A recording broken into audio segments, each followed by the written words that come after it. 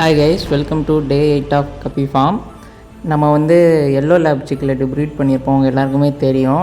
இப்போ வந்து பார்த்திங்கன்னா அது ஃப்ரீ ஸ்விம்மிங் ஆக ஆரம்பிச்சிட்டு அதுக்கு வந்து ஃபஸ்ட்டு ஃபீடாக வந்து பார்த்திங்கன்னா டிகேப் ஆர்டிமே தான் கொடுக்குறோம். லைவ் கல்ச்சர் இருந்தால் நீங்கள் கொடுக்கலாம், இல்லைனா டிகேப் ஆர்டிமே கொடுக்கலாம், இல்லைனா எக்கு வந்து கொடுக்கலாம். அதுக்கப்புறம் வந்து பார்த்திங்கன்னா நம்ம சொல்லியிருப்போம் ஜீப்ரா ஃபிஷ் திரும்ப ப்ரீடிங் பண்ணி இருந்துருப்போம், அது குட்டிங்களையும் எடுத்திருப்போம். இந்த டைம் பார்த்திங்கன்னா குட்டிங்க ஓரளவு நிறையாவே காப்பாற்றிருக்கோம். வாட்டர் சேஞ்சும் கொஞ்சம் பண்ணிவிட்டு அப்புறம் பார்த்திங்கன்னா குட்டி இதில் தெரியும்.